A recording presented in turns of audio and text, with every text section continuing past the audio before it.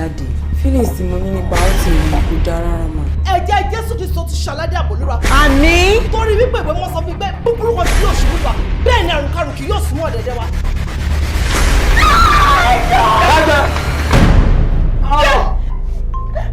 èmi ni mò ń tọ́jú wọn wọ́n fẹ́ sùn ni wọ́n fẹ́ jẹun everything tó fẹ́ ṣe ṣé wàá yẹ kí mọ́mí máa hide nǹkan fún un. ọ̀pọ̀lọpọ̀ ọmọ wà tó jẹ́ ọmọ ìdùnnú kàtígórì ọmọ ìbànújẹ́ yẹn òun ni ẹni ìtàn fọ́ọ̀sì.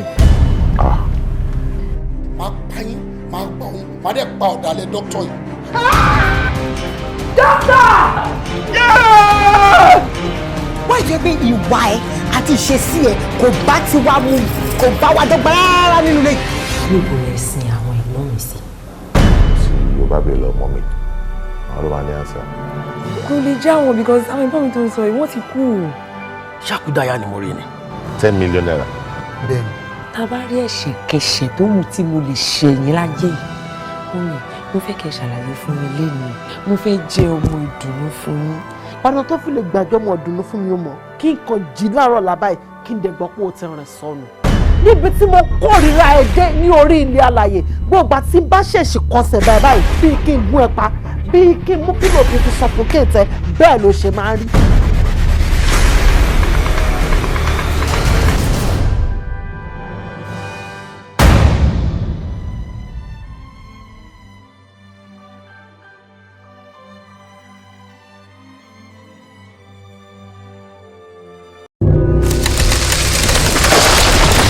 ẹ máa wo o ti ń gbénú ilé ilẹ̀ tà sí. ara àkàkọ́ lẹ́sọ̀ yín fún. ṣé fóònù tó ń pè láìfò sísè. kí ló ń fi fún mi lásìkò.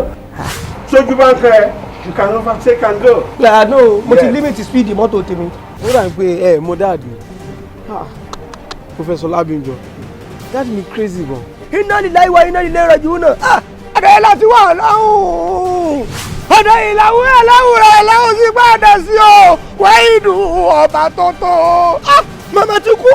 àwọn fans ẹ ló ra ilé ìfún ẹ ṣé ìwọ jẹ́ celebrity. celeb ni ládùúgbò mi. Where are you in 1997? Alade. Where are you in 1968? èdè ìlú wo ni ẹ. Gẹ̀ẹ́sì náà ló ń sọ. wọ́n bá ẹ sọ̀rọ̀ wọ́n ń béèrè pé àwọn àgbálù lè dà òun ṣẹ́nu ṣàkàṣàkà òun játọ́ lẹ́nu bí ajá ó crazy ṣá. ó yá wèrè. kí ló ní ọwọ́ ọmọdé mi dárí. o fẹ́ tẹnu bọ̀ bẹ́ẹ̀. ọwọ́ ìbílẹ̀ ọwọ́ ìbí ọwọ́ àyà yìí o. ọwọ́ ìjẹ́ ìlọ́wọ́ àyà. tí pọ̀sùn mi bá dá wèrè lẹ̀ bó ṣe wà yẹn mo gbọ́dọ̀ support wèrè tó ń ṣe yẹn tí n bá support wọn máa affect mi. olùṣàpàpà o tún ṣàpòpò wọ́n tún yàtọ̀ sáwọn àwọn ọmọ ṣàkúṣàkú. that useless old woman kó máa jó ṣàkúṣàkú or whatever. ẹ̀kọ́ tá a fi pàrònú lẹ́nu. that is rubbish ẹ nílà káyè rárá. ó ní láti ibi gidi bó ṣe ń fowó entice mi ó máa ṣí safe a máa flaunt dollars a máa flaunt pounds a máa flaunt euro a máa flaunt gbogbo ẹ̀ bí kí n fall ó tún sọ fún mi ká lọ lo 4 days ní Dubai ó lọ ní kí n jẹ́ ọmọ tó ní home training. well onítòótọ́ agreement gbogbo wa ni pé ká láì lò torí ìlú bàtà wa ti ń ró láròjù tó bá lè rojú ó máa yá. they will shoot you. Stop it.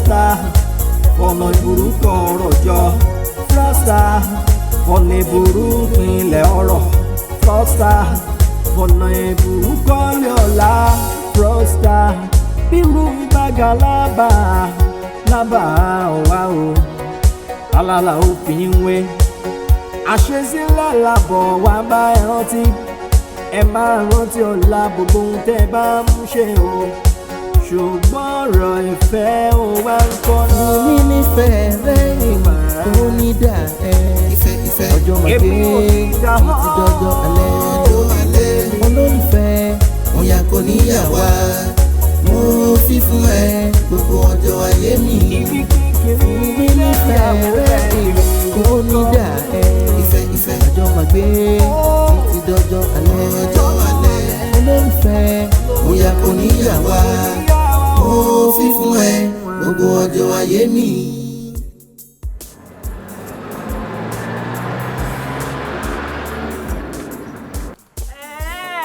èmi náà ti mọ pé ẹni tó kú àjẹni tó sọ ọ̀nà máa pàdé ìjọ kan látà gbogbo nǹkan tí mo ṣe fún ẹ o wá rò pé o lè scam èmi àbí o wá gbé omi sá lọ a ti pàdé lẹ́yìn. sorry o sis mi rò parí rárá mi mo jí èrè o èèyàn méjì ayé bóyá tó lẹ́nu tó fẹ́ lọ bá. ẹ amọ̀rú yìí ẹ kí n padà mọ̀yàn náà ni gbèmí ṣàmù ẹ mo ṣàmì tó gba owó lọ́wọ́ ti tèmi lẹ́ẹ̀ni ni màá gbowó mi lọ́wọ́ ẹ. baby who's she. òyìnbó ló ṣe ń san ẹ̀mí ìbẹ́ ẹlẹ́jọ́ lẹ́yìn kó sọ fún bébí ẹ kó kó mi lé mi lọ́wọ́. I don't know her. So God who made me. ẹ̀yin náà ẹ fún wọn lówó wọn. Àǹtí mi ò mẹ́ni yìí rí ṣé bójú yín mo ṣe kúrò bẹ́ẹ̀ ń sìn tí mo gbowó èmi dẹ̀ fẹ́ wọnú mọ́tò wọ́n kàn dé from nowhere mi ò mọ̀ rí náà. ṣé mi ò mọ̀ ẹ rí tí mo bá mẹ̀mí rí èmi mú ẹ rí mo dẹ̀ mẹ́ni tó gbowó lọ́wọ́ mi owó mi ni kò kó lé mi lọ́wọ́ kó mi lé mi lọ. àǹtí ẹjọ́ kí ló dé tẹ̀ pariwo lé wọn lórí báyìí. mo ń pariwo lé wọn lórí mo níyàn lù mí jìbìtì ẹdẹ mo ń pariwo lé lórí kó mi fún mi òfin mi sọpáyà fún ẹ òní láìkẹ́ ẹ o fọwọ́ náà ó lè kó mi lé mi lọ́wọ́. ọ̀nkú èmi bá advice yìí pé kẹ́ ẹ fún wọn ní owó wọn o tó bá dọ̀rọ̀ police station tó bá dẹ̀ sọ́n police station sì pé ẹ ṣe nǹkan kan fáwọn ó máa jàre yín ni o domestic violence ni. no mi understand. lọ́wọ́ mi lọ́wọ́ jàre fún mi lọ́wọ́ mi. ọkú ẹ má má jẹ́ kó tún di wàhálà jù báyìí lọ àǹtí ẹ bá wọn sọ̀rọ̀ kó sanwó olówó. èló lówó tà ń sọ̀rọ̀ pa ẹ̀. 150,000 tí ò di 1 naira. wọ́n kì ní. 150,000 naira. níbo ó lè dábì kankan. fún mi lọ́wọ́ mi jọ fún mi lọ́wọ́ mi. ó dábì kankan. ọkọ̀ bá kílé lè. fàámọ̀ bàbá fún mi lọ́wọ́ mi. ṣé mo pé mi mọ ẹni yìí sá. tún náà kí wọn láṣọ tẹ bá dé police station lè lọ ṣẹ̀wọ̀n sí nǹkan tó ń ṣẹlẹ̀ yìí o ẹ bá ṣe tọ lọ́hùn kẹ yá fi ẹ̀kẹ́ fún wọn wọ́n ṣáà máa bá tiwọn lọ. mo kébí tó bá pọ̀ sí ọlọ́mọ ayọ́ ṣá. mo gbú ọ̀nà lágbára lọ́wọ́ ọlọ́mọ ayọ́. a máa dárùn kọ́lọ́ tó dájọ́ lọ́wọ́ mi.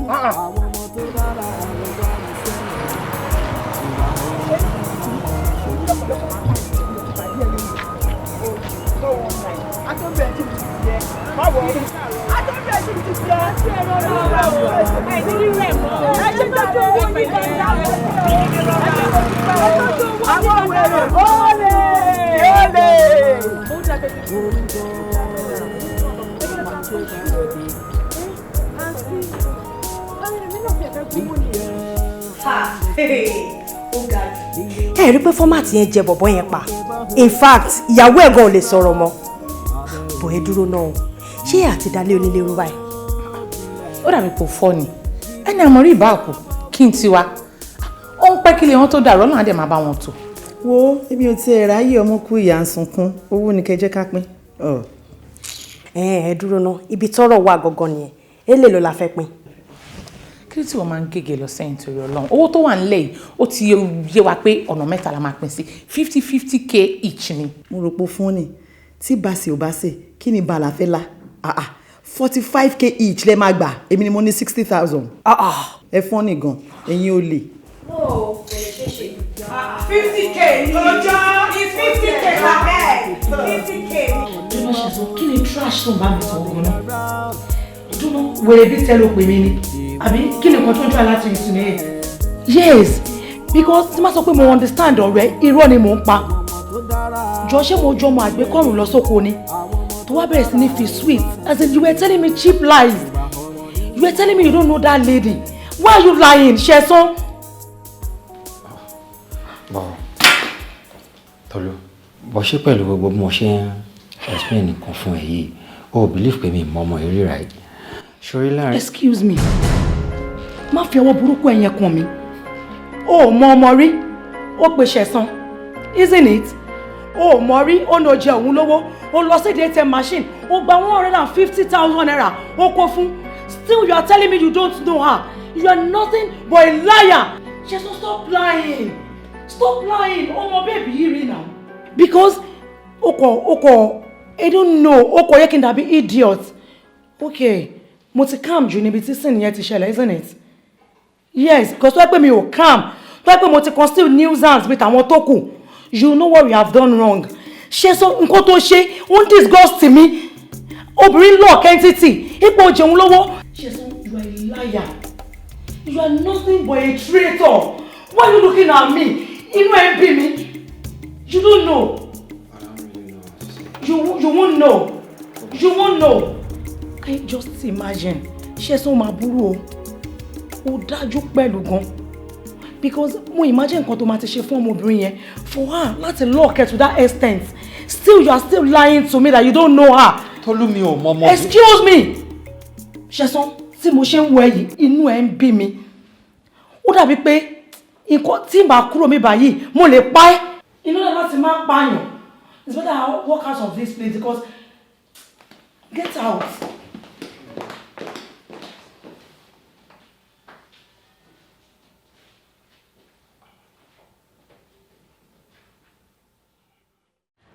àrògò látàrọ adẹ ní gbogbo estate àmàrí nǹkan kan lé ní. àbúrò gbogbo ẹ̀ kò dáa ni kò dáa ni.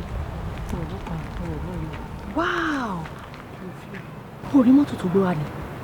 anybody tó bá ń lo mọ́tò yẹn máa ń lówó. big fish lélẹ̀ máa jẹ́ o. big fish ni let's try him. wow babe. okay let's cook it. surgery kidney. yes diabetes. kidney.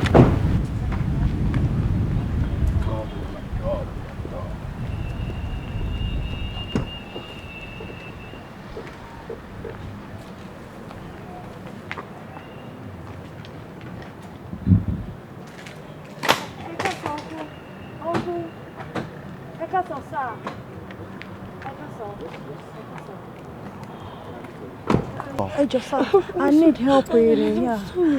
Ẹ wo ọ̀rẹ́ wa kan ló wà lọ́sípítù ó fẹ́ ṣe surgery fún so wọ́n wá sọ fún wa pé ká lọ sọ ní Instagram, Twitter àti Facebook but àwa jọ sọ pé instead tá fi máa lọ ṣe gbogbo àwọn nǹkan iṣẹ́ wọn pé ìsìn àwọn èèyàn fi ń fraud àwọn èèyàn ni so àwa ní ká máa lọ sí gbogbo àwọn nǹkan báyẹn ká ṣáà máa wá àwọn èèyàn tó máa láàánú káàkiri bàdẹ ṣe wá ń bọ̀ àwa méjì wa jọ sọ pé ẹjọ́ ẹni tó máa láàánú Ọlọ́run sọ fún wa pé ẹ máa ṣàánú wa ẹjọ́ help wa ẹjọ́ ọ̀rẹ́ mi là ń sọ̀rọ̀ ń pa ẹ. Please just take it easy take it easy because right now ṣé ní gbogbo nǹkan tẹ̀ ń sọ yẹn ṣé ló dàbí pé ó kàn ń gbà bí wọlé bẹ́ẹ̀ ń gbà bí báyìí jáde because èmi gan fúnra mi get ara mi ṣé ní tẹ́ ṣe rí mi fóònù mi ni mo wá yeah I have a meeting o tí mo ṣe wá mo get ara mi rárá. ẹni ṣe ni mo nọ́mbà yín sórí of course ẹ fún mi ẹ kí n bá yín flash ẹ bá rìn ẹ mọ ibi tó bú sí. okay. Okay.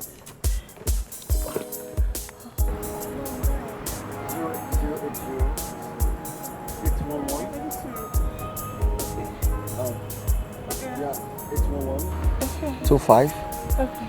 261.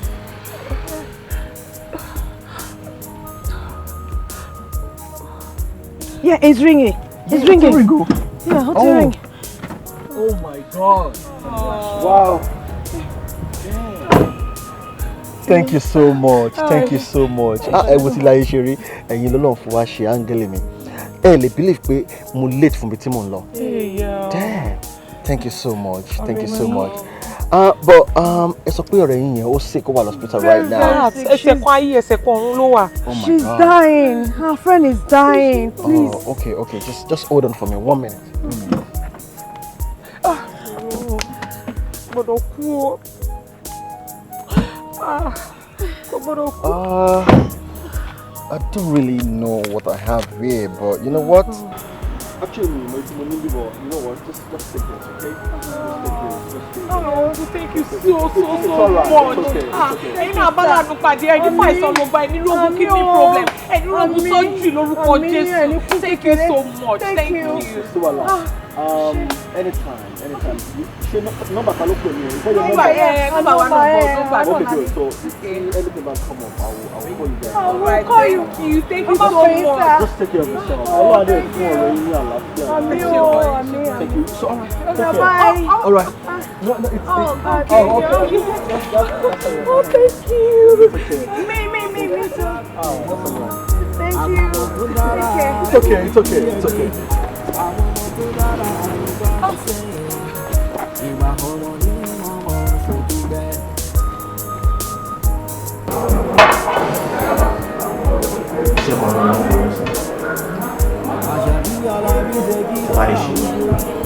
$3 million.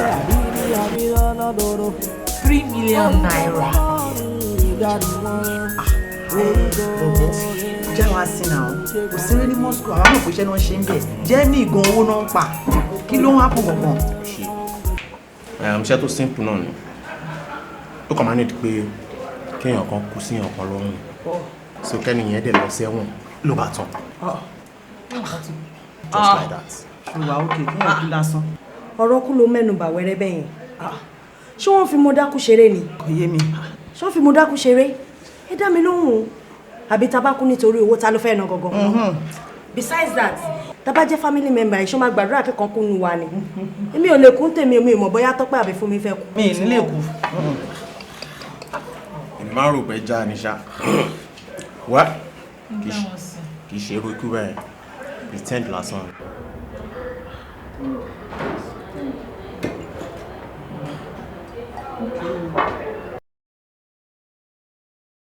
Nelson o.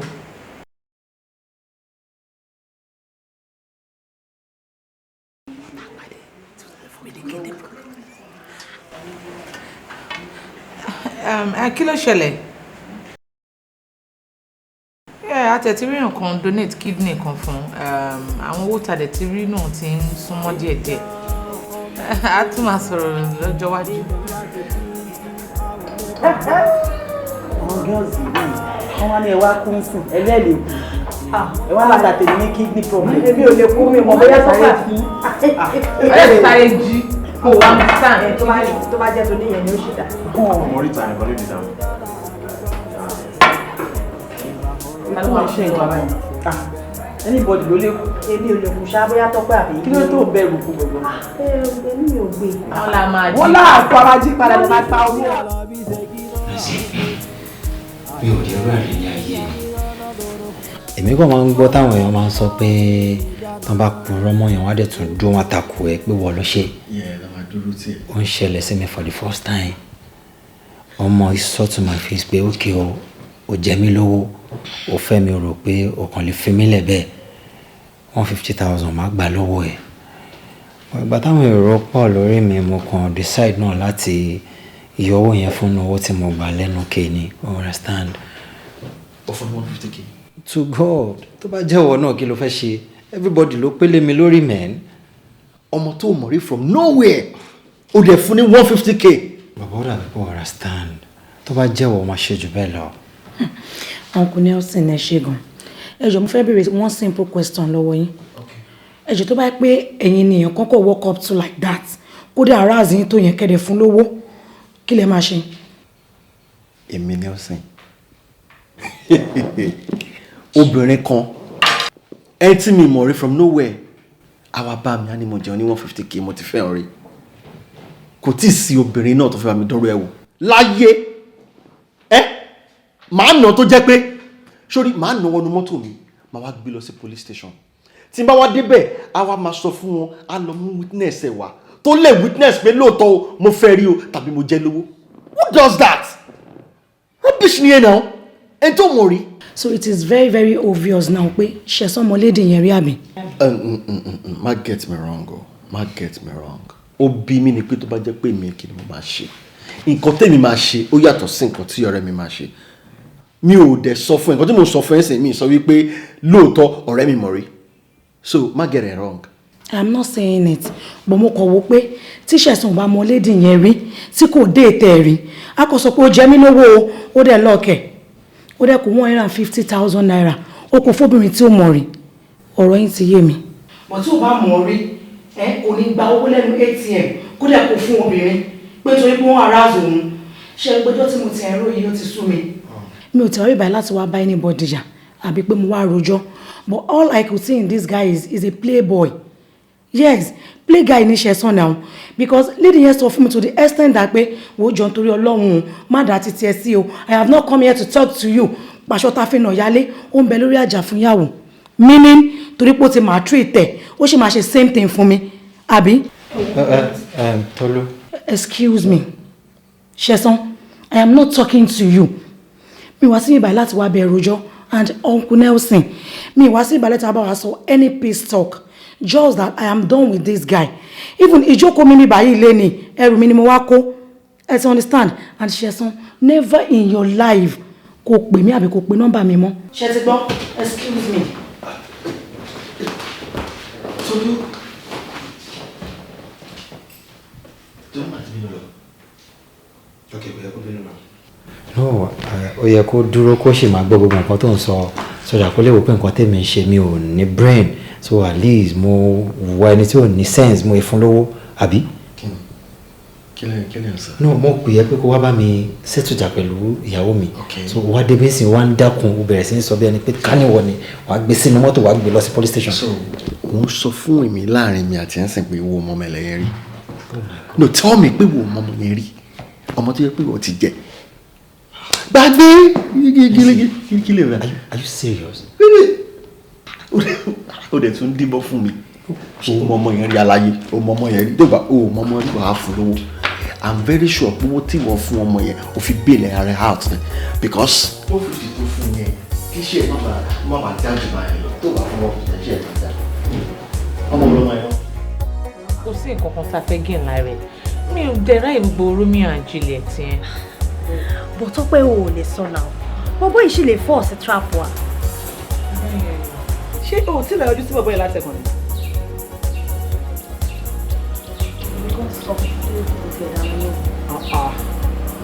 That's not fair now. Tí ẹ lọ gbọ́ ọmọ tó fẹ́ sọ náà. I don't like him. bọ́ o ò lè sọ náà. ó kí ni problem ẹ̀ ṣé o máa fẹ́ kí ló dé mo ní mi like him o dẹ̀ ń sọ̀rọ̀ wọn ṣùgbọ́n I don't like him it seems.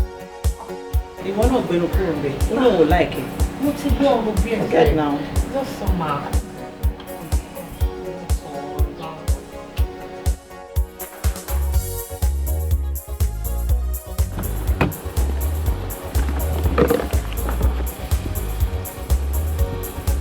What's up now? Mo wá wájú ta lé ẹ wá bá mi ta. I'm here. But o mọ̀ pé torí ẹ̀ mo fi wá síbí. Really?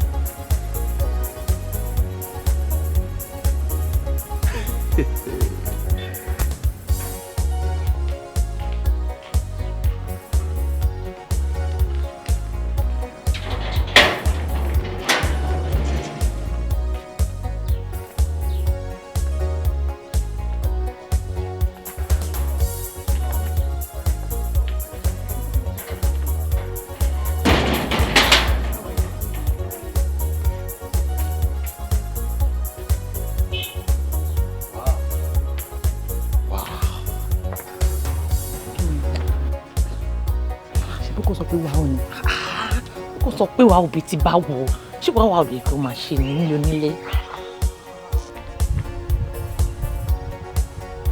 Beautiful. So ibi báyìí lẹ́ ń gbé. Yes. ká ló béèrè. Ká ló béèrè báwo? Ìwọ náà ni mo béèrè. Actually mo kàn ní kí n wá gbé yín jáde ni so that we can get to know each other very well. I'm sure you guys are bored. Yes. So let's go out. Kí ló ṣe yín kí ló tẹ̀ ṣe bí lazy Nigerian youth báyìí? Ara yín tẹ́ máa ń jẹ́ kó ń bú Nigerian youth lélẹ́yìí. Ẹ tiẹ̀ ní sùúrù ẹ kí n sọ̀rọ̀ ṣe bí mi lọ sọ pé òun wá wá máa fún lésì tó tọ́. Ẹ dẹ̀ ń ṣe bí àtẹnu. Gbogbo nǹkan ló wà níta lè jẹ náà. Why you guys behaving like this? Stop it! Jẹ́ ká wọlé ká lọ múra. Tó bá dẹ̀ lọ, babes, jẹ́ ká wọlé ká lọ múra. Jókòó sí ilé iṣẹ́ sí ni àbí báwo? Right now. Babe, let's go. Kí ni problem ẹ sí? Kí ni problem ẹ? Ṣé o ti rí àwọn reasons tá a fi lè fẹ́ra? Ṣé o ti rí àwọn reasons tí mi fi lè date ẹ? Like you're not always patient, you're not a man enough. You don't get why èmi àti ẹjọ́ dọ́gba, you need to be tall. Bí o máa ní láti lọ sanwó ìdàgbàsókè, I don't like you. Tí gbogbo àwọn bí ẹ̀zẹ̀ mi understand nǹkan tó fi ń ṣe, o máa ní láti lọ ṣe, wá fa, o máa dán, o máa look responsible. I don't like you. Wá tó máa lo chain káàkiri. Àwọn ẹgbẹ́ àwọn tí wọ́n ń ṣe lazy youth ní Nàìjíríà máa wà ní office at this time of the day. What's the problem? I don't like you. Don't you get like legit. You're not behaving like a man. You're not a man enough. If you want to date me, you need to be like a man, like a responsible man. I don't like it. I don't like it. I don't like it. You don't get it. I don't just like it. You listen. But I think you're also sorrow. I'm not watching no friend. Not like a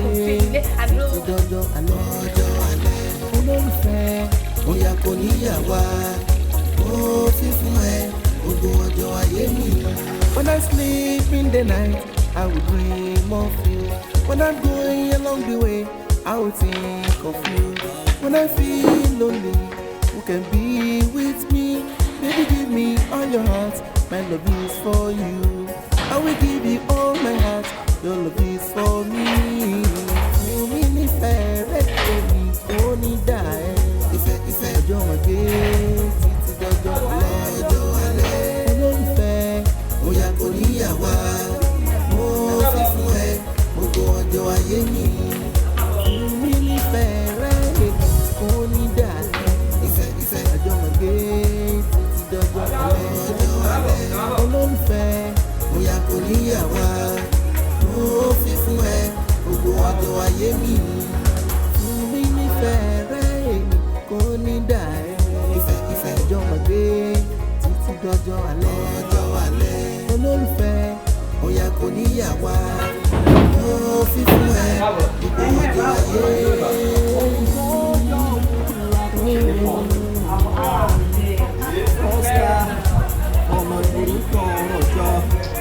Well, nǹkan tí mo wà fún náà nìyẹn. Anytime tẹ́ bá ti need me, just call me. I'll take you guys out. Okay? Thank you so much. Yeah. Nelson, surely kò jẹ́ kí n sinmi ló máa ń jẹ́ kó bìnrin gbà fún mi. Just keep disturbing her. One day she'll come around. All right. Take care. I'll see you again. Yeah. All right, sure. Take care. ṣùgbọ́n ọ̀rọ̀ ìfẹ́ ò wá ń kọ́nà. Omi ní fẹ́rẹ̀ ò ní dà ẹ́.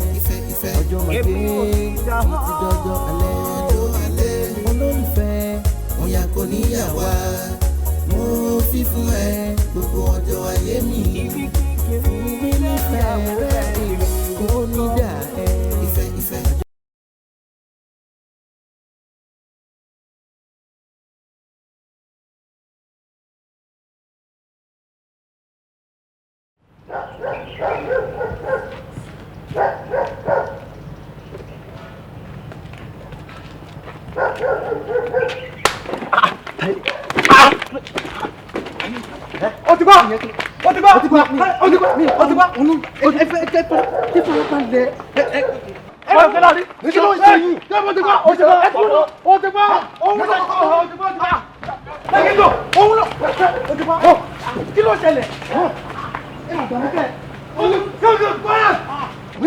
ìwọ lo ohun ó fi ogun báyà ẹ fọgùn gbá níṣẹ́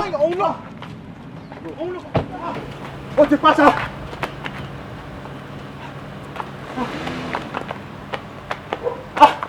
gbogbo kó tètè máa ń tẹ gbé lọ ni o.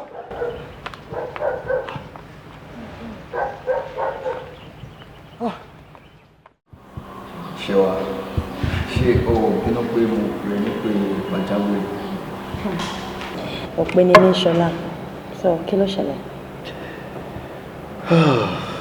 Tọ́pẹ́ ọ̀rọ̀ Tọ́pẹ́ ọ̀rẹ́ ẹ̀ ni o Tọ́pẹ́ ti fẹ́ dà mí lórí rò ìwọ náà ṣàmọ gbogbo ìwà tí Tọ́pẹ́ máa ń wò sí mi ṣé nítorí pé mo nífẹ̀ẹ́ ló jẹ́ kó máa fojú mi rí rádaràda màá wá Tọ́pẹ́ wá ó máa jẹ́ kí n máa mọ̀ wípé mi ò jẹ́ nǹkan kan níwájú òun ó máa trash mi bíi pé I am nothing.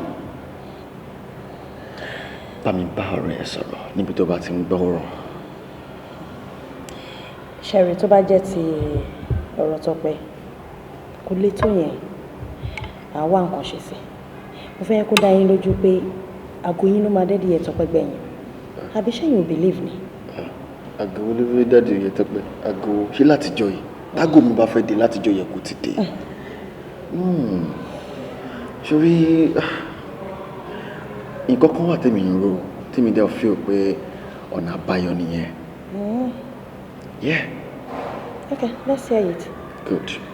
Nǹkan tí mo rò ní wípé jẹ́ kí mi àti ká máa fẹ́ra wa. What? No, má get me wrong o. Kì í ṣe pé ká máa fẹ́ra wa for real. Like ká play game ká máa ṣe bí wípé à ń fẹ́ra wa. Kí n wá ẹ wá kó welcome mi pẹ̀lú hug kó kiss me all those kind of a thing. So that tó bá ti rí irú nǹkan báyẹn sense ẹ̀ ó lè come back to normal. Kó feel pé okay òun ti fẹ́ lose ẹni tó yẹ kó ń fẹ́. You know nǹkan tí mo rò nìyẹn. Yeah. Okay.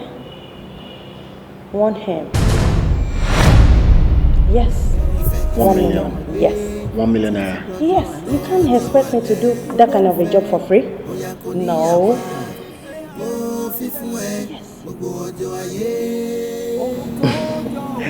Shewa, tó bá jẹ́ pé owó ni, money is not the problem.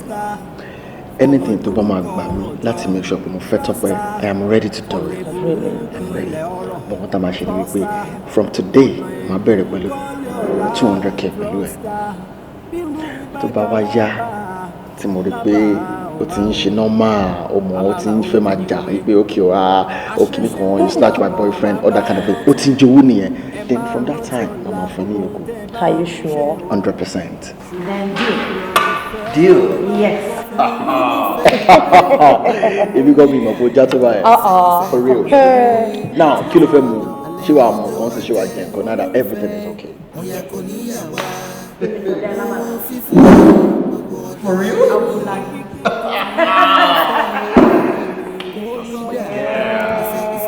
My new baby.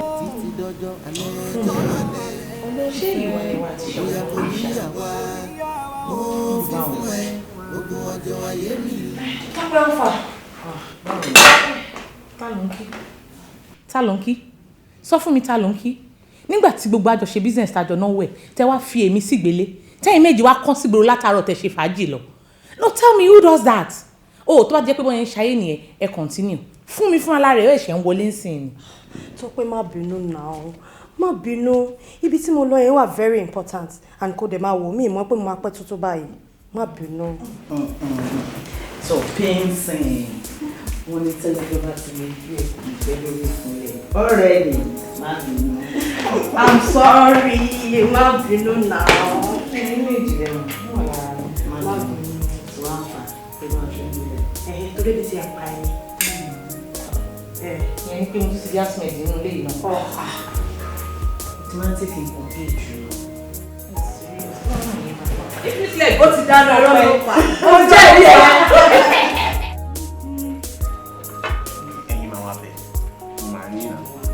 Tó bá rí wa kan àbí ṣé kò yẹ kó ti send balance wá sí wa ni àbí out of 3 million ó sọ 2 million 1M tó kù ńkọ́ àbí kí ló ṣẹlẹ̀. àwọn alẹ́ máa ń ṣe báyìí kó tí kì í ṣe pé bí amọ̀ ṣe máa ń ṣe tẹ́lẹ̀ nìyẹn ó yẹ kó ti yé yín ẹjọ́ mi kọ́ aláyé mi ni ò tí send balance mi. Story for the gods gbogbo èyí tó ń sọ yẹn àpò ara ẹ ló ń sọ sí torí mo máa make sure pé agbowó yẹn ká tó kúrò mi báyìí lérùn. Yes, ó tọ́ ló sọ yẹn. A ní kúrò mi báyìí. Ó lè tó bẹ́ẹ̀. Ó lè jù yẹn lọ.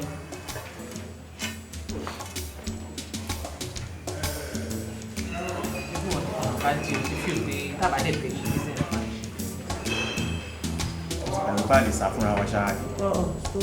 Máa múṣẹ́ wọlé àwílò àmúṣẹ́ wọlé. Ẹ lọ́láyé. Pẹ̀lú òkè. Well done, guy. O ṣé gan-an, mo really appreciate. Kí ló ń ṣẹlẹ̀ àwọn para fún mi bí? No, bá mi sọ fún wọn pé balance wọn máa get across wọn sàn. Ṣé ti gbọ́? All right.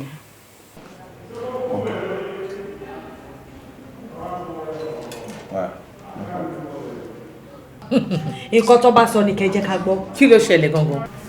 Ọkùn díẹ̀ owó yín ti rẹ́dì. Okay, mugun làwa àbí nígbà tó fẹ́ sọ̀rọ̀ lórí fóònù sìn ó yẹ kó gbé fóònù sí speaker ó gbé fóònù sí speaker ó dẹ̀ mọ̀ pé ó ń gbá lórí àwa gan ni ó wá fẹ́ sọ̀rọ̀ ó ti bá wọn kan plan níbì kan ẹ máa pè yín ẹ máa sọ̀rọ̀ wọ́n máa sọ síta ó wá ṣe gbogbo bó ṣe wù ẹ́gbó tá a bá gba owó yẹn ká tó pè mí àìlè mí ní kúrò. ká ló mọ gbogbo pẹ́ẹ́pẹ́ rí ibà tó ṣì ìgò tí mo lò ń gbà torí mi gbálẹ̀ ó kú díẹ̀ kẹ́jẹ̀ ta sọ́kọ́ lọ mi nà ó àbí tí wáyé pé mo ti bá bẹ̀ lọ́wọ́ kí la máa sọ sí. Wo èké tó tọ́ ló sọ yẹn a máa gba owó yẹn ká tó kúrò níbà. No problem.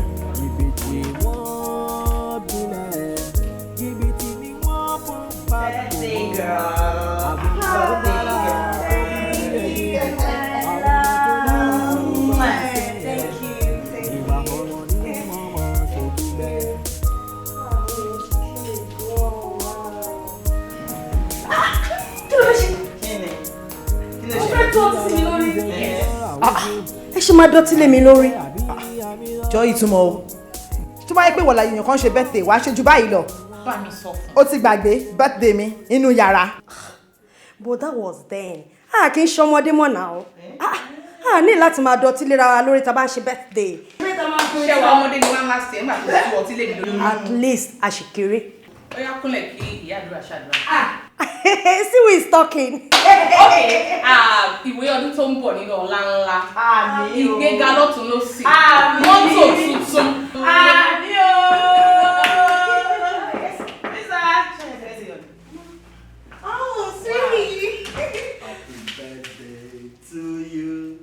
Happy birthday to you. Happy birthday to you, Shewa. Happy birthday to you. Baby, thank you. Yeah, I got this thank for you. Thank you. Wow. Oh, thank you. Thank you. Jẹ́ kí n wá gbàdúrà fún ẹ ní ọjọ́ birthday ẹ. Sórí gbogbo nǹkan tó bá ń fẹ́ lọ́lọ́run máa máa ṣe fún ẹ. Àmín. Sórí àwọn ọ̀tá ẹ̀ wọ́n kàn lè máa bínú ni kò sí nǹkan tó máa ṣe fún ẹ. Àmín o. Wàá jó báyìí inú adé máa dùn. Àmín, àmín. Sórí tó ṣe mú inú mi dùn. I promise you one thing. I will continue to make you happy. And I won't break your heart. Thank you. Never. Thank you. I love you. Love you too, baby. Thank you. Hey ladies, mo kàn ní kí n wá kí yín ni. I'm still going out, so máa padà láti wá gbé gbogbo yín jáde. So I want you guys to celebrate, but we're still going out. So anything to buy. Wow, my favorite. Yeah, baby. So thank you. Thank you very much. It's okay. It's okay. So I'll come back and then I'll take you guys out. Okay. Sure. See you soon. All right, baby. Bye bye. Love They're you. expecting you. Take care. Talk about it like chilling. Wow, where's the car? Car! What? Hey. Tó bá sọ pé omi ló máa sí ẹja jiná. Màmá jiyàn o. Ara mi ò rí rí. Mo rí orí ológbò látẹ̀. Àṣé ẹni agbójú okùn lè kò ju ẹni àgbà. Ṣẹ́wà. Níwọ pẹ̀lú bí mo ṣe trust ẹ.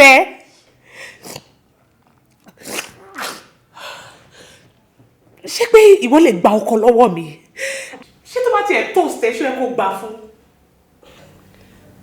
Jọ̀ọ́ fún mi. Kí ló ń sọ gangan pa ẹ̀? Ọkọ wo ni mo gbà lọ́wọ́ ẹ̀?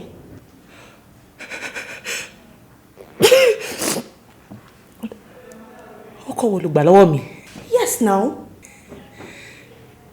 Nelson. Oh. Ìyẹn ni pé o mọ̀ pé mi ní Nelson kọ́kọ́ dẹnu kọ àbó mọ̀ pé mi ní Nelson toast. Owó tó bá jẹ́ ti Nelson kò sọ̀rọ̀ lórí ẹ̀. Mẹ́ẹ̀ni wọ́n ló sọ pé kò o ní stress pẹ̀lú bọ̀bọ̀ yìí náà. Wọ́n dẹ̀ fún ẹni tó fẹ́ ṣe láyè kò ṣe. Wo mo ti fẹ́ ilé iná. Kò dẹ̀ sí ẹ̀kọ́ tí baba ńlá kọ ẹnìkan lè tó. Not even you can stop me. Ṣẹ́wà.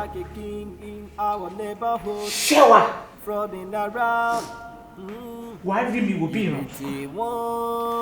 I tell you. Jìbìtì ni wọ́n bó bá kò wọ́n. Àwọn ọmọ tó dára tó bíbí ẹni. Àwọn ọmọ tó dára tó bá rí Ọ̀rẹ́ mi jọ̀ọ́, lẹ́yìn owó kí ló tún? Owó mà ní. Ẹbẹ̀rẹ̀ tí rówó ọ̀hún wà. Ẹwọ̀n yín lẹ́mọ̀, iṣẹ́ mi tẹ̀fì sí wá wà sí. Tó jẹ́ pé ó tẹ̀ máa rí ń bẹ̀. Ó máa kọjá gbogbo àwọn ará owó tẹ̀ rí látijọ́ ìlọ. Ṣé ká lọ? Jẹ́ àgbọ̀nà. Ordinary book kan ni a fẹ́ pa. So bàdẹ̀ ṣe máa ṣe ni pé a máa ní láti set ẹnìkan sí bí olóṣó. Ìyẹn kan dẹ̀ máa kàn ra mọ́ bó ṣe máa poison ẹni ló bá tán owó dé. Bọ̀bọ̀ ẹnu ọjọ́ mẹ́ta yọ ọ̀rẹ́ ò fẹ́ yé mi mọ́ o. Iṣẹ́ bí ikú ló kàn ń gbé wa kí ló dé? Ilé ìta ṣe láàsì torí pa sọ̀rọ̀ kú lásán. Gbogbo pé mò ń sùn báyìí mò ń rò kú láwọn ojú oorun mi ni. Mi ò ṣe mú nǹkan mi lẹ̀, mú nǹkan mi lẹ̀. Kì máa ṣe owó kékeré ni mo sọ. Àwa ò ṣọ̀rọ̀ kú mọ́. Ṣé bí ikú rárá? Nelson. Yeah, how are you? I'm fine. Ẹ kú fàájì. Àwa nìyẹn o. Ẹ̀yin náà ń débi. Yeah, mo kàn ní pé kí n gbé bèbí má sì bá ká wá jáyé ni. Èmi náà rí bẹ́ẹ̀, mo rí bẹ́ẹ̀. Have fun. Yeah. fún mi ṣé orin kan ṣé mo sọ fún ẹ pé ọ̀dàlẹ̀ ni gẹ́ ọ̀yẹn náà wàhálà. ọ̀rẹ́ wa ò tiẹ̀ kí wa rárá. ẹ jẹ́ ká sọ èyí tí ó kan èmi tí mi máa fi. bọ̀bọ̀ gbàgbé ẹ̀ nǹkan tó ń ṣẹlẹ̀ ń sin ó kọjá nǹkan tó. tó bá mọ nǹkan tó ń ṣẹlẹ̀ yìí wàá mọ̀ páyé lè. babes. ṣé kí n gbé ẹlòmíì ni. ìdásọ́kọ àtọ̀. a máa bẹ́ a máa fún wa. fún mi ogun máa ṣẹlẹ̀ nílé tá a bá lọ yìí ọkàn rẹ máa já mi ò ní gbà. Tọ́pẹ́ má má jẹ́ kí ọ̀rọ̀ ọkùnrin kó dá wàhálà alẹ́ láàrin àwọn mẹ́tẹ̀ẹ̀ta. fún mi má ṣìpẹ̀ fún un kí ló dé tó ń bẹ̀ ṣé bóun ló sọ pé lover boy ní Nelson bóun ò ráyè ṣe so èmi tí mo ráyè òṣìyẹn mo dẹ̀ ti take over so kí ni stress ẹ̀. mo mà dáràn bá. Oh, sweetheart. What's up? How are you? Hi. Kí ló tó jẹ́ ẹ̀kọ́ rẹ lọ́wọ́ báyìí? Kò sí wàhálà mo kàn yanjú ọ̀rọ̀ kan láàrin àwọn ọ̀rẹ́ mi. Oh Nelson problem wà mo mọ̀ pé ẹ tún ti fẹ́ jáde ẹ ti fẹ́ lọ ṣe òṣì bẹ́ẹ̀ ṣe last time ẹ ti fẹ́ lọ ṣe òṣì bẹ́ẹ̀ ṣe last time jẹ́ kí n wá sọ kinní kan fún ẹ gbogbo bí tẹ́ bá jọ fẹ́ wọlé ni àjọ máa wọ bẹ̀ ni bó dà bó jẹ́nu wẹ̀ ká. tí ẹ pẹ́ fẹ́ jáde ni àtẹ̀mí àtẹ̀yìn kí wọ́n kúkú jọ máa jáde lọ́pọ̀. Oh no, take it easy guys. Mi lọ anywhere mo kàn fẹ́ lọ rí ọ̀rẹ́ mi kan ní station ni and èmi ò kì í ṣe ọjọ́ ìjó we just going out. ó jẹ́ lè jó ó jẹ́ lè station gbogbo bí tẹ́ bá ń lọ lẹ́nìí àjọ máa lọ síbẹ̀ ni ẹ jẹ́ ká lọ jọ fojú sínú kun wo ó ti yá. farabalẹ̀. I no dey like am I no just dey like am. Tọ́pẹ́. Stop. Baby, let's go. Tọ́pẹ́ now. Okay. Yeah, this is getting too much.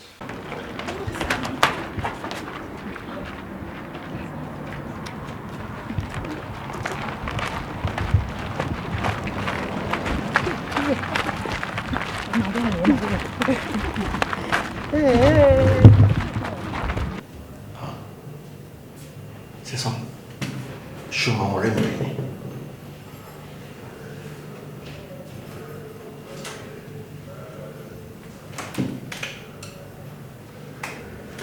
Kò possible. Sísan kò possible. It's not possible now. Àwọn ladies ló lọ yìí. Ṣé wà? Kò possible. These are my girls. What? Ọ̀rẹ́ làwọn. Àwọn ọmọ tí mo máa ń sọ fún àwọn ọmọ tájọ máa ń wà ṣẹ́ wà àtọ́pẹ́ pẹ̀lú fún mi. Àwọn ọmọ tí mo máa ń gbé jáde tájọ máa ń rò papọ̀ nìyẹn. They are my girls. Ọ̀rẹ́ ni wá. We roll together. Kí ni mo ṣe fún ẹ? What are you talking about? Nelson. Yeah. Kí ni mo ṣe fún ẹ tó fi plan fún mi? Kí ló ń sọ náà? Mo lọ́rẹ́ mi lè yàn ọ̀rọ̀ mi làwọn ọmọ yẹn fún mi ṣẹ́wà pẹ̀lú Tọ́pẹ́. Wait, Sísan, are you telling me pé àwọn ọmọ tó ń gbé débi àlele? Nelson. Yeah. Àwọn ladies náà jẹ́ kí n wà mí. Àwọn náà sọ mí dèrò ẹ̀wọ̀n. Ó dẹ̀ ń sọ fún mi pé ọ̀rẹ́ ẹ̀ ni wọ́n. So, o plan fún mi ọ̀ kí ló ń ṣẹlẹ̀? No, Sísan, kí ló ń sọ náà? Má ṣe plan fún ẹ. Àwọn ṣẹwà. Àwọn ladies ló gbé débi. No, Sísan, no. This is not possible. Àwọn ladies ló gbé débi. Come.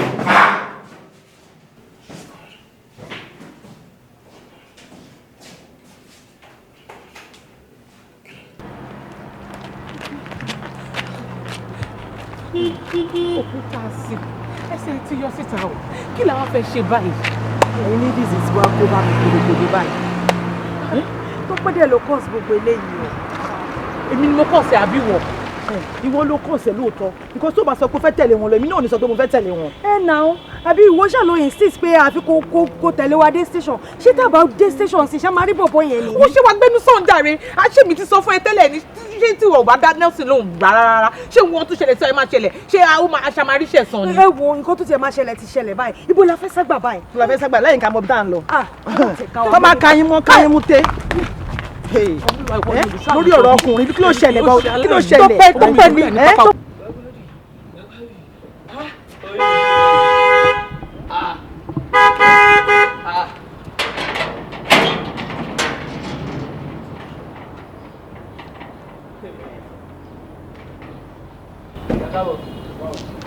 àwọn ọ̀gá ńkọ́. Àwọn ọ̀gá ńkọ́. Ṣé bẹ́ẹ̀ jọ jáde ni? Ṣé wà pẹ̀lú àwọn ìkejì ẹ̀ wọ́n sínú ilé yìí? Ọ̀ sínú ilé o.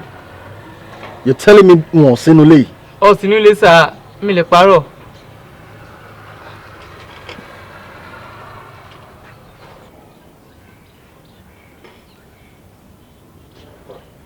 All right, tí wọ́n bá dé, sọ pé mo béèrè wọn. Okay, sir.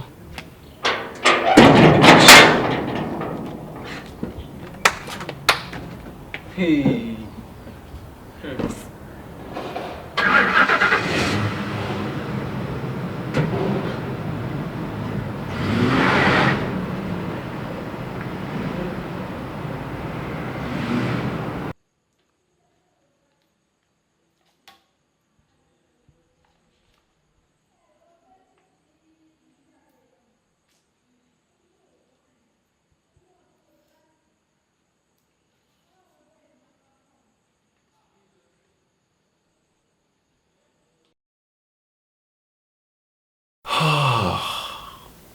Irú wàhálà wo lélẹ́yìí báyìí wàhálà? What kind of situation is this? Ọ̀rọ̀ yìí dàbí ọba aránni níṣẹ́, ó dùn ọba kún. Iṣẹ́ ọba kò ṣe má jẹ́, ó dùn ọba kò ṣe kán lù. Ọ̀rẹ́ mi wà lẹ́wọ̀n, ọ̀rẹ́ mi tímọ́tímọ́. And this lady, she's the love of my life. Mo tí mo nífẹ̀ẹ́ sí. Ṣé kí n save ọ̀rẹ́ mi ni àbí kí n jẹ́ kí girl yìí kó escape? Yorùbá dẹ̀ ní èṣù tá ti mọ̀ lọ́jọ́ tó ti pẹ́ ó bẹ́tà ju áńgẹ́lì tá ṣẹ̀ṣẹ̀ mọ̀ lọ. Tí n bá save Tọ́pẹ́, kí la assurance pé ó máa san mí? Kí la assurance pé ó máa bá mi kalẹ̀? Kí la assurance pé kò ní padà jẹ́ kí n regret pé mo ṣe lóko báyìí fún? This is crazy. Fraudster, ọ̀nà ìbùrú kọ́lé ọ̀la. Fraudster, bírú ìbága lábà.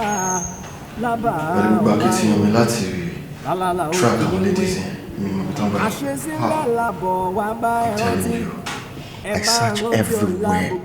Wọ́n sí nílé, gbogbo bí tí mo mọ̀ pàjọ máa ń lò sí, mi rí wọn bẹ́ẹ̀. Dàrọ̀, Jansi, ṣebí nǹkan tó sọ fún mi ni pé ọ̀rẹ́ ni ìwà àtàwọn ladies yìí ó dẹ̀ mọ gbogbo bí tán ń gbé. How come tó ṣe wá sọ pé o ò rí wọn mọ́ sí? Kí ló ṣẹlẹ̀? Sẹ̀sán, take it easy. Ọ̀rẹ́ mi ni wọ́n, mo mọ bí tán ń gbé, mo mọ bí tán ń lò sí. But as we speak right now, mi mọ whereabouts wọn, mi mọ bí tán gbà. But you know the good thing about this? The good thing about this is àti mọ àwọn tó ń ṣe wá.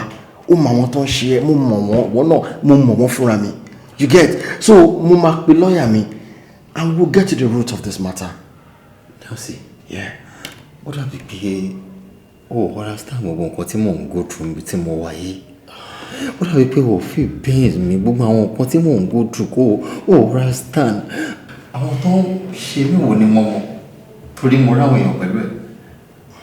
Mi mẹ́ni tí mo ṣe mí mọ̀ ṣé mo ṣe máa parí ayé mi sẹ́wọ̀n rẹ̀. Sẹ́sán ò lè parí láì bàbá ìṣẹ́. A ní ò lè parí láì mi báyìí. O ò lè parí láì ṣí ọkùnrin yá man.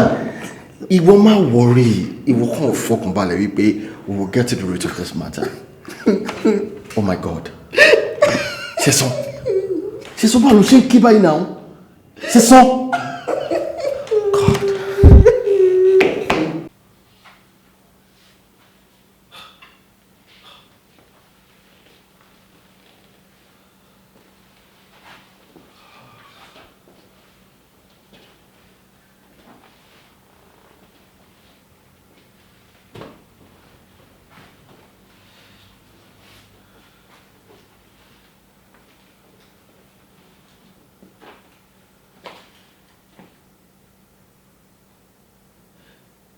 Wípé bí Ṣẹ̀san ṣe máa parí láìvẹ̀ lílé yìí. Ọ̀rẹ́, Really gbà mí gan ni o. Ìwọ̀n kan lẹ́ẹ̀kan wà pé gbani lọ́jọ́ ìṣòro. Really try for me. Because mo kàn láti pé tí kì í bá ṣe pọ̀. Wá wọ́n èèyàn tí mo ti lọ gbẹ́kẹ̀lé àwọn tàjọ́ ń ṣiṣẹ́ pọ̀. Wọ́n ti promise mi lọ pé okay o, no problem o, wọ́n máa fún mi. Wọ́n dẹ̀ fail me, wọ́n disappoint me. That's life. That's life. Nancy. Èèyàn ní gbogbo wa. O ní láti máa dúpẹ́ lọ́wọ́ mi. Because tèmi bá kọ́ tí mi bá ṣe. Tẹ́lẹ̀ tí bá ṣẹlẹ̀ sí mọ́ mi, ẹ̀jẹ̀ wọn máa wà lọ́rùn mi ní ẹ̀. Understand? Ṣé màmá mi ni? So, pé òun dúpẹ́ lọ́wọ́ mi ẹ̀ ò ní ìrẹ̀. Ní dúpẹ́. Irú gan máa mi gan sọ wípé táwọn bá ti strong dáadáa, wọ́n máa wá bí láti wá dúpẹ́ lọ́wọ́ ẹ̀. Why? Yeah, she has to. Láti wá dúpẹ́. Nancy, kí ló tó fẹ́ máa disturb màmá ní màmá? Wọ́n ẹ̀ tọ́ tèmi ni pé òkè o, ṣara wọn ti yá kí n lọ kí wọn ká lè dúpẹ́ lọ́wọ́ wọn pé àwọn èèyàn ṣe tẹ̀ fi wálẹ̀ báyìí o. Understand? Owó àwọn èèyàn náà ló wà tó jẹ́ pé wọ́n wọ́n tó fẹ́ ṣòro fún ọ àwọn èèyàn náà máa ń bẹ̀rù ọ̀tá àwọn èèyàn lè fi san fáwọn ni. Understand? Wọ́n ní tí wọ́n máa ṣòro fún gbogbo ní sí because wọ́n máa ṣòro fáwọn ẹlòmíì ibi náà máa fi san fún ẹ. Understand? Wọ́n náà sí àyè máa ń wá tí ò ní sọ̀rọ̀. Wọ́n ti get problem máa ń wá náà tí ò ní sáyé wọ́n ti kí opportunity láti lè sọ ti fẹ́ sọ ẹ̀. Understand? Nancy, kí ọmọkùnrin tó àbí ọ̀rọ̀ òwe o tí wọ́n bá fẹ́ mí kẹ̀kẹ́ ayé gbòòrò dúró sí pé òtí mo kà wọ́n ni mo fẹ́ fi jẹun bọ̀bọ̀ gbogbo iṣẹ́ tẹ̀yìn níbẹ̀ ni pé àṣẹ máa lọ máa dúró gẹ́gẹ́ ohun ní tipa ìnà àwọn ọmọ ajáyé pẹ̀ síbi kan bọ̀bọ̀ owó wà nídìí ẹ̀ o ó ṣe ìwọ lọ fẹ́ ṣe màá ṣé bí wọ́n pa àwọn èèyàn síbẹ̀ ni ó kẹ́ lọ já síbi o wọ́n ní ìdè nǹkan bí o social network ti ẹ̀ ok mo wà ní ìṣòro àwọn business báyìí o àwọn èèyàn ń kọ́lé wọ́n ralẹ̀ wọ́n kọ́ company náà mo ṣe ìwọ lọ fẹ́ ṣe kò máa jókòó sọ́fíìsì ọ̀dẹ̀ máa sọ fún àwọn èèyàn lọ ṣe. Kọ́mí pẹ̀lú iṣẹ́ tí bàbá wọn já yẹ̀pẹ̀ wọn ṣe tó níyàwó wà nídìí ẹ̀. God.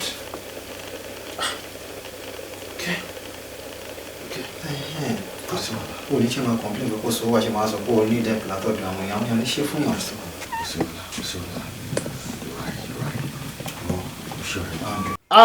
Ọmọ mo bá gan tó bá ń gbọ́ sórí àwọn award tó máa ń fún àwọn èèyàn sìn they will soon give me the best supplier of everything.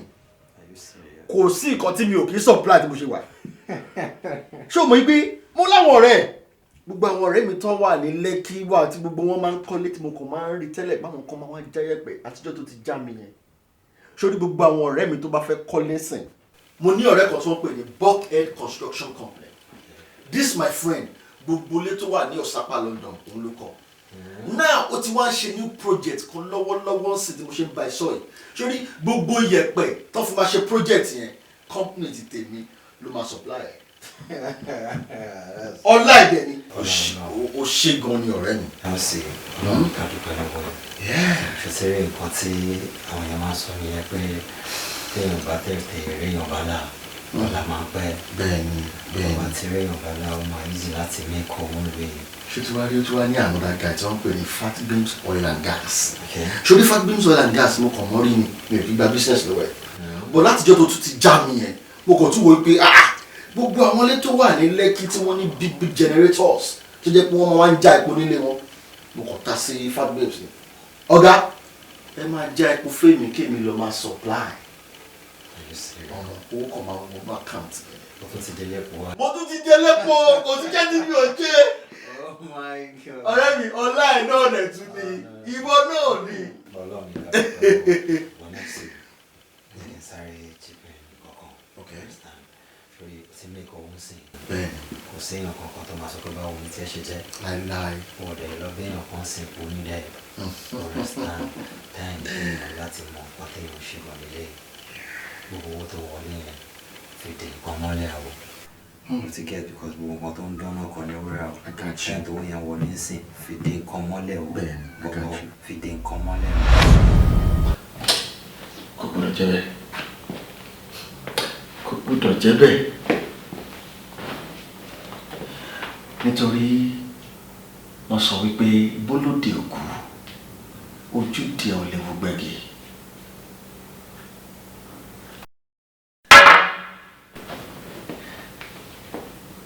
ṣé kò tiẹ̀ wá sí ọmọ láyé mọ́ ni táwọn obìnrin tí wọ́n ṣe dá tó.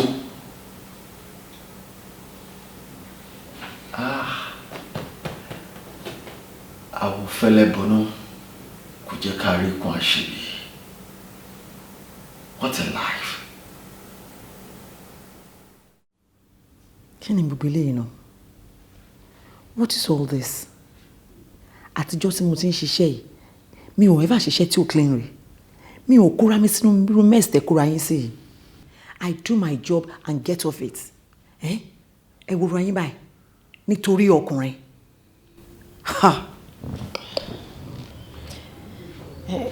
Ẹ̀yin ọ̀rẹ́ mi, mo fẹ́ sọ àṣírí kan fún yín lẹ́ni. Mo mọ̀ pé mi nìkan náà lè put blame gbogbo ọ̀rọ̀ tó ń ṣẹlẹ̀ ilé lórí. But kò dẹ̀ ń ṣẹjọ́ mi o. Torí Tọ́pẹ́ ni mo ṣe ń ṣe gbogbo nǹkan tí mo ṣe. Ṣé wàá ṣé o bínú pé mo pè ní pé pàjáwìrì? Ọ̀pẹ ni ní Ṣọlá. So kí ló ṣẹlẹ̀? Tọ́pẹ́, ọ̀rọ̀ Tọ́pẹ́ ọ̀rẹ́ ẹ̀ ni o. Tọ́pẹ́ ti fẹ́ dà mí lórí rò. Ìwọ náà ṣáà mọ gbogbo ìwà tí Tọ́pẹ́ máa ń wò sí mi. Ṣé nítorí pé mo nífẹ̀ẹ́ ló jẹ́ kó máa fojú mi rí rádaràda? Màá wá Tọ́pẹ́ wá, ó máa jẹ́ kí n máa mọ̀ wípé mi ò jẹ́ nǹkan kan níwájú òun. Ó máa trash mi bíi pé I am nothing. Bá mi bá ọ̀rẹ́ ẹ sọ̀rọ̀ níbi tó bá ti ń gbọ́ ọ̀rọ̀. Ṣẹ̀rí tó bá jẹ́ ti ọ̀rọ̀ Tọ́pẹ́, kò lè tó yẹn. Àwa nǹkan ṣe sí. Mo fẹ́ kó dá yín lójú pé àgọ́ yín ló máa dẹ́dí ẹ̀ Tọ́pẹ́ gbẹ̀yìn. Àbí ṣẹ́yìn ò believe ni? Àgọ́ wo ló fẹ́ dẹ́dí ẹ̀ Tọ́pẹ́? Àgọ́ ṣé látijọ́ yìí? Tágò mi bá fẹ́ dé látijọ́ yẹ kó ti dé. Ṣorí nǹkan kan wà tèmi ń rò tèmi dẹ́ feel pé ọ̀nà àbáyọ nìyẹn. Yeah. Okay, let's hear it. Good. Nǹkan tí mo rò ní wípé jẹ́ kí mi àti ẹ̀ ká máa fẹ́ra wa. What? No, má get me wrong o. Kì í ṣe pé bí a ká máa fẹ́ra wa for real. Like ká play game, ká máa ṣe ní wípé à ń fẹ́ra wa. Kí n wá ẹ wá kó welcome mi pẹ̀lú hug, kó kiss me, all those kind of a thing. So that tó bá ti rí irú nǹkan báyẹn, sense ẹ̀ ó lè come back to normal. Kó feel pé okay, òun ti fẹ́ lose ẹni tó yẹ kó ń fẹ́. You know, nǹkan tí mo rò nìyẹn. Yeah. Okay. 1M. Yes. 1 million. Yes. 1 million naira. Yes. You can't expect me to do that kind of a job for free. No.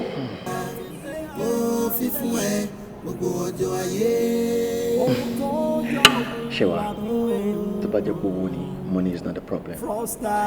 Anything tó bá máa gbà mí láti make sure mo fẹ́ Tọ́pẹ́, I am ready to do it. I'm ready. Ọ̀rọ̀ tá a máa ṣe ni wípé from today, máa bẹ̀rẹ̀ pẹ̀lú 200k pẹ̀lú ẹ̀. Tó bá wá yá, tí mo rí pé o ti ń ṣe normal, ọmọ o ti ń fẹ́ máa jà wípé okay okay nìkan, you snatch my boyfriend, all that kind of thing. O ti ń jowú nìyẹn. Then from that time, I'm not Are you sure? 100%. Then Deal? Yes. If you got me, my boy, just for real. Now, kí ló fẹ́ mu? Ṣé wàá mu kàn sí ṣé wàá jẹ nǹkan náà? Everything is okay. Yes. For real?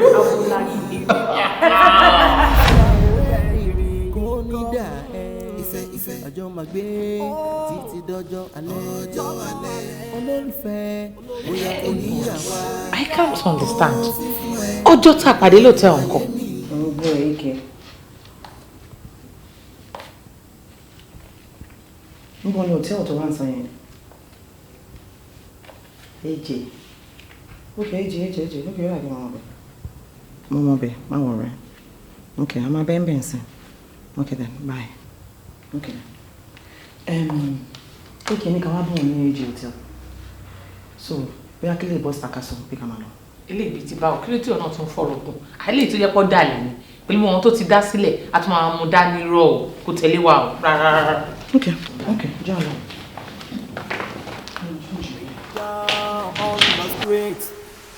Living like a king. our neighborhood, flooding around. Ibi tí wọ́n gbilẹ̀, ibi tí wọ́n bọ́ bá kò wọ́n. Àwọn ọmọ tó dára tó bíbí ẹni, àwọn ọmọ tó dára àbúgbàdà sẹ́yìn. Ìwà ọmọ ní mọ́mọ́ ṣòkì bẹ́ẹ̀. Ó tiẹ̀ dá bẹ́ẹ̀, ó tiẹ̀ dá báyìí nǹkan tẹ́ kóra yín sí. Ẹ fẹ́ gbọ́ mi, officially mo ń sọ fún yín pé mo ń travel lọ́la. Bẹ́ẹ̀ ni, ẹ fẹ́ gbọ́, wọn ò lè trace mi ò mọ Nelson rí lẹ́yìn ká gbéra wa lọ́mọ tí kò mọ fóònù nọ́mbà mi ò mọ tiẹ̀ kò mọ nǹkan kan nípa mi. Ẹ̀yin lè bẹ̀rẹ̀ sheet yín kẹ́ clear fún ara yín. No. Babe, let me get you clearly. We are traveling. No, I am traveling. Oh, we are traveling. Ẹ̀yin àti ta ni? I'm traveling. Good luck. Kí la fẹ́ ṣe báyìí? Kí la fẹ́ ṣe? Kó ní kálukú dọ́mù yẹ́ gbé ni. Yes, kó ní kálukú sort her out. Ẹ̀bùn gbà tó ń play game ò sọ pé èèyàn kankan máa dánmú yẹ. Ìgbà tó ń fi tí wọ́n kó bá mi. Wọ́n ò tí ì kó bá mi. Bí ẹni kó pe Nelson, máa bí ajọ ogun tó ṣẹlẹ̀ fún mi dẹ̀mọ̀ kó love mi bí ọlọ́ọ̀bẹ ń sí mi. Wọ́n sọ pé tẹ́lẹ̀ o báyìí ni òun rí o. Á dẹ̀ fẹ́ mi bí àti ẹ̀ propose sí mi officially, á dẹ̀ fẹ́ra, á dẹ̀ ṣe wedding. Á ti ẹ̀ bẹ̀rẹ̀ new life. Ayékáyé tó lu ẹ̀jẹ̀ ń gbé tẹ́lẹ̀ ló tẹ́yàn lọ́rùn náà. Èmi lọ nìyẹn. Ó lè kù sí lọ́wọ́ o. Àǹtí, ẹ ká sùn wá. Ẹ rántí ojú wa. Àǹtí Tọ́pẹ́, àǹtí fún mi. Mi ò rántí ojú yín o mi. Tòótọ́ ni because akéré gan gbà yẹn nílé tẹ̀ ń gbé tẹ́lẹ̀. A sì kéré gbà yẹn tó bẹ́ẹ̀ lẹ̀ ṣe rántí wa. Àǹtí ṣe wà, ẹ̀yin náà ẹ̀ rántí wa. Okay. Ẹ̀yin náà rí pé àrùn ti yín. Well, anyway, nice to see you. No, àǹtí, alọ́ọ̀tì ti bí báyìí ni a lè fẹ́ rí, a fẹ́ bá yín sọ àwọn ọ̀rọ̀ kan ẹ̀kọ́ fún one time díẹ̀. Kò sáyè yín sìn, à ń kánjú, a níbi tá à ń lọ. Bí a sì mọ other time. Ẹjọ́ náà. Ẹ kò fún wa ní 1 minute. Ṣé ojú ń dùn yín ni? Ẹ ṣáà rí pé a fẹ́ jáde ní a ní àráyè. Ẹ jù mọ́ àbí. Ó dà pé ẹ wà okay. I wonder, àbáàdé ń kọrin tó jẹ́ pé wálẹ̀ bí. I'll try not to move like this. We need to do that for you, Lord. Move. Move. For me.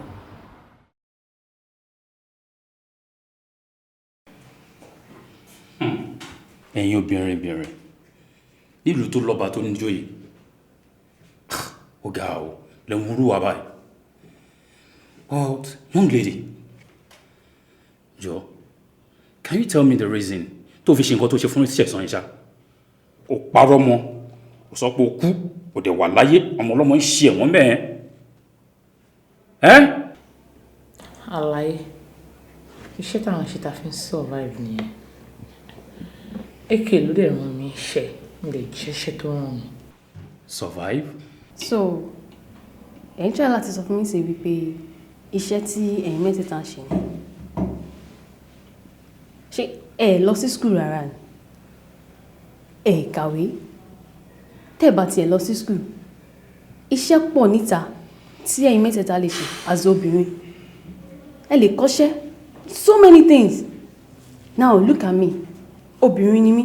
Why tí èmi ò ṣe máa ṣe irú iṣẹ́ tí ẹ̀yin ṣe yìí? Ẹ dá mi lóhùn. Ọlọ́pàá o gba gbogbo story tó ń sọ yẹn àlọ́ náà nìyẹn èwo lẹ́jọ́ gan ẹ wò ṣe bí ọlọ́pàá ni àwa náà dẹ̀ mú òfin tẹ bá lẹ́gbẹ́ gbé wa lọ sí court ẹ yẹ ká pe lọ́ọ̀yà wa kó wá defend wa àmọ́ tẹ bá jẹ́ ọlọ́pàá tó já owó wà lẹ̀ àfún yín lówó ká dẹ̀ sẹ́tù ọ̀rọ̀ yìí kí gbogbo ẹ̀ kó kú síbi tá a wà yìí àwọn tó bá yẹ pé ilé ẹjọ́ náà ló yá kò sí wàhálà ẹ mọ̀yàn àwa náà mọ̀yàn owó wà lẹ̀ àwa gan lówó ṣíjà nìṣó. Lawyer my foot. Kí lè fira yín pè náà? Bílẹ̀ rúpẹ́ wà. Ó dáa ń pé ẹ̀fẹ́ kí n mú kékeré pẹ̀lú yín. And we need to follow normal protocol here now. Nǹkan ọlọ́pàá.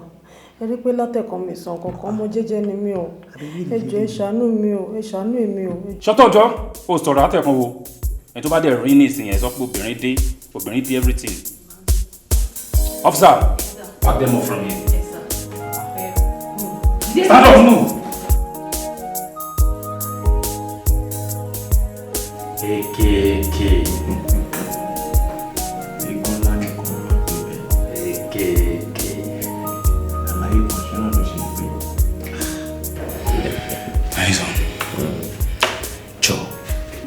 Wọ́n ló máa ń gbéṣẹ́ fún àwọn ladies ẹ̀.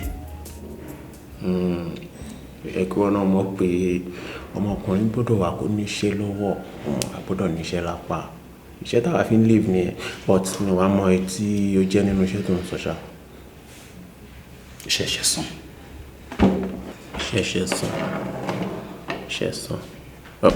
Aláì, ọ̀gá ìmọ̀ye ti rí kọjá lọ. Ọ̀pọ̀ ojú rẹ̀ ti rọ ilẹ̀ ti fi wọ́n mu. Ṣẹ̀san pọ̀ tá a ti ṣiṣẹ́ ẹ̀. Èmi mẹ́tù wọ́n sọ nínú àwọn ṣẹ̀san. Ṣẹ̀san Arẹ́gbẹ́. Ṣẹ̀san Arẹ́gbẹ́. Ṣẹ̀san Arẹ́gbẹ́. Ọkọ Tolú kọ́ ló ń jẹ́ bẹ́ẹ̀ ṣá. Yes, Ṣẹ̀san Arẹ́gbẹ́ ọkọ Tolú nìyẹn.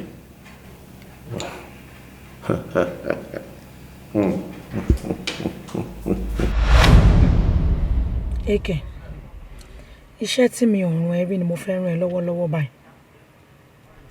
Èèyàn kan ló ṣẹ̀ mí and I'm ready to treat the person's fuck up. Mi ò lè forgive ẹni, mo fẹ́ treat fuck up ẹ̀. Okay, tálẹ́ ni ẹ̀.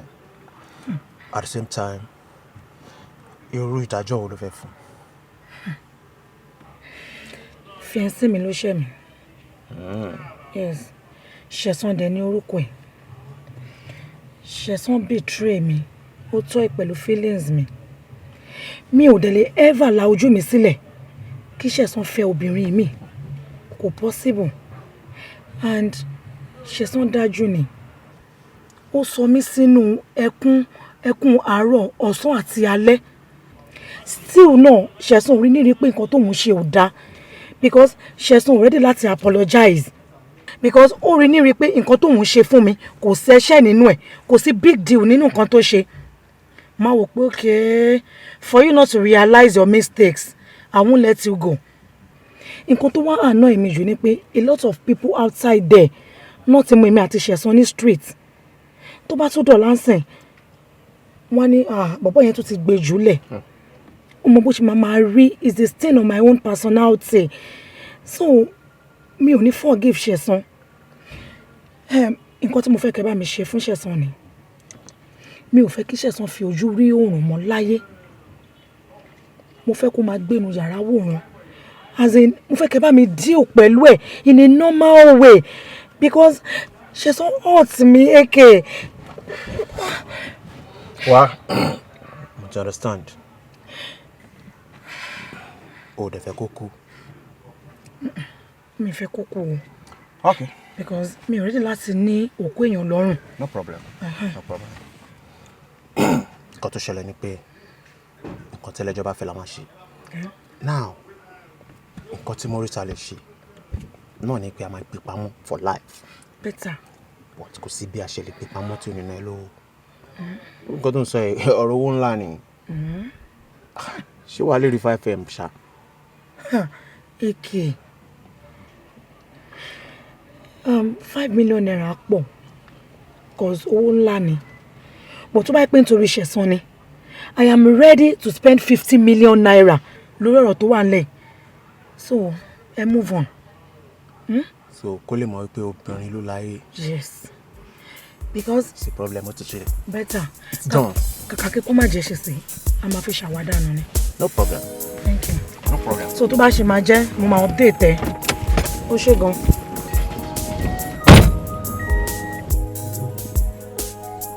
Kí ni Ṣẹ̀san ṣe fún ẹ? Kó tó plan fún.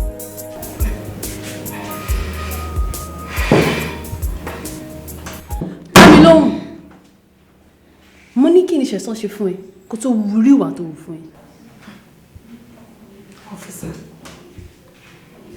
ìkà ní Ṣẹ̀san. Ọ̀dàlẹ̀dẹ̀ tún ní Ṣẹ̀san pẹ̀lú. Ṣẹ̀san is nothing but ọ̀dàlẹ̀ pátápátá tó pé kò ní human feelings. Téèyàn bá rí ejò torí ṣẹ̀san ó jẹ́ kí wọ́n kọ́kọ́ pa ṣẹ̀san kó tó di pé wọ́n máa pa ejò yẹn.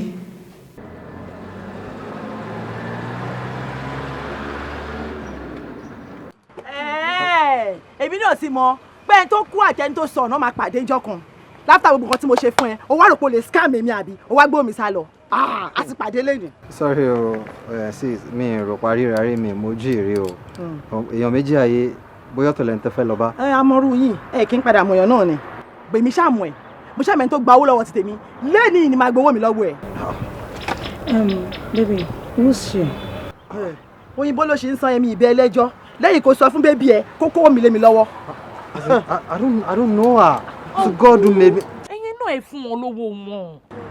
Àǹtí mi ò mẹ́ni yìí rí ṣé bójú yín mo ṣe kúrò bẹ́ẹ̀ ń sìn tí mo gbowó èmi dẹ̀ fẹ́ wọnú mọ́tò wọ́n kàn dé from nowhere mi ò mọ̀ rí náà. ṣé mi ò mọ̀ ẹ́ rí tí wò bá mẹ̀mí rí èmi mú ẹ rí mo dẹ̀ mẹ́ni tó gbowó lọ́wọ́ mi owó mi ni kò kó lé mi lọ́wọ́ kó mi lé mi lọ́wọ́. àǹtí ẹjọ́ kí ló dé tẹ̀ pariwo lé wọn lórí báyìí. mo ń pariwo lé wọn lórí mo níyàn lù mí jìbìtì ẹdẹ mo ń pariwo lé lórí kọ́ mi fún mi òfin mi sọ́yà fún ẹ òní láìkẹ́ ọ fọwọ́ náà ó lè kó mi lé mi lọ́wọ́. ọ̀nkú èmi bá advice yìí pé kẹ́ ẹ fún wọn ní owó wọn o tó bá dọ̀rọ̀ police station tó bá dẹ̀ sọ police station sì pé ẹ ṣe nǹkan kan fáwọn ọ máa jàre yín ni o domestic violence ni. no mi understand. lọ́wọ́ mi lọ́wọ́ jàre fún mi lọ́wọ́ mi.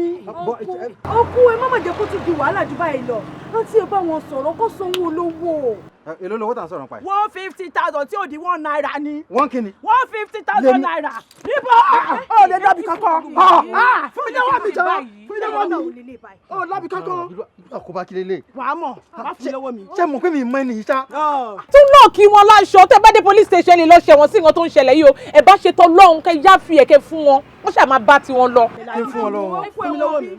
mo mọ̀ kébi tó bá pọ̀ sí ọlọ́mọ ayọ́ ṣá. ó pẹ́ gbogbo ọ̀nà lágbára lọ́wọ́ ọlọ́mọ ayọ́. a máa dárùn kọ́lọ́n tó dájọ́ fún mi lọ́wọ́ mi.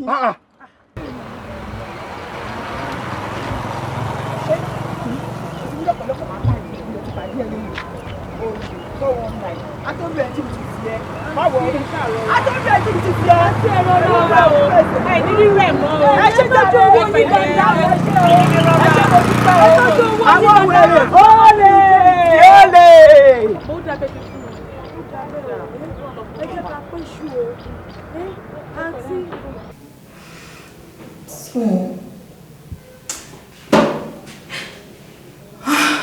Ṣẹ̀san break heart mi ni. Ó tọ́ ẹ pẹ̀lú feelings mi ni. Mo jẹ́ kí n ṣe nǹkan tí mo ṣe fún yẹn.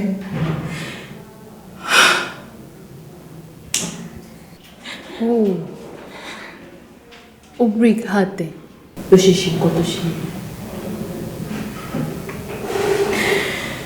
To God who made me, mo mọ àwọn ladies rí mi ò mọ nǹkan kan pa wọn mi ò mọ wọn rí gbogbo nǹkan tó ń ṣẹlẹ̀ kàn dàbí fíìmù lójú mi ni.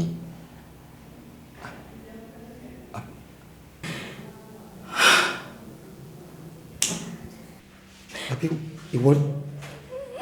ìwọ ló plan fún mi. Ṣẹ̀san mo fọlọ́ mo máa bẹ́ẹ̀ mi mọ̀ pé mo àwọn ladies yẹn rí pé mo nífẹ̀ẹ́ gan-an.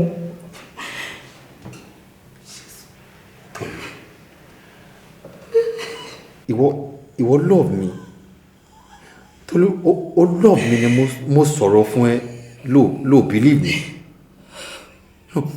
ó love mi ni mo sọ fún ẹ pé mi mọ àwọn people rí ó dẹ̀ lọ plan fún mi jọ tó ló má bínú àwọn tí wọ́n wà ń ta yẹn tí mo bá jáde sí báwo náà ṣe fẹ́ believe pé ẹni tí wọ́n sọ pé mo pa o wọ́n plan ni o kò ń ṣe kókó jọ èèyàn mélòó ni mo fẹ́ sọ fún pé mi ò ń ṣe lẹ́wọ̀n o ṣe no plan fún mi ó ti sọ mí dẹ́lẹ́wọ̀n àbí.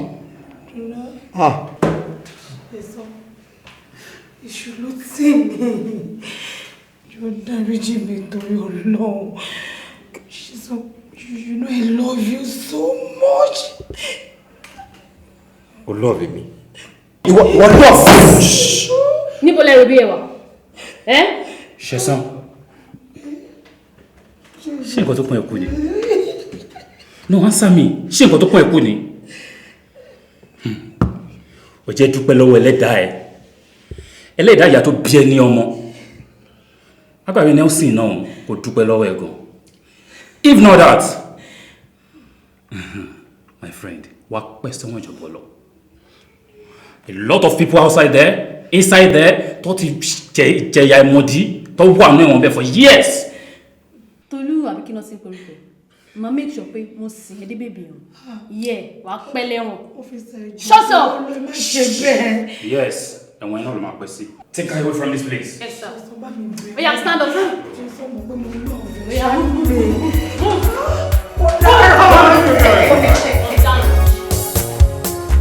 fún mi nífẹ̀ẹ́ rẹ̀ kò ní dà ẹ́ ìfẹ́ ọjọ́ máa gbé títí dọjọ́ alẹ́ olólùfẹ́ òyà kò níyàwá mo fi fún ẹ gbogbo ọjọ́ ayé mi fún mi nífẹ̀ẹ́ rẹ̀ kò ní dà ẹ́ ìfẹ́ ọjọ́ máa gbé títí dọjọ́ alẹ́ olólùfẹ́ òyà kò níyàwá mo fi fún ẹ gbogbo ọjọ́ ayé mi.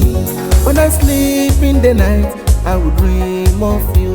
When I'm going along the way, I will think of you. When I feel lonely, who can be with me? Baby, give me all your heart, my love is for you. I will give you all my heart, your love is for me. Fún mi nífẹ̀ẹ́ rẹ̀ èmi kò ní dà ẹ́. Ìfẹ́ ọjọ́ máa gbé títí dọjọ́ alẹ́. Olólùfẹ́ òyà kò níyàwá mo fi fún ẹ gbogbo ọjọ́ ayé mi.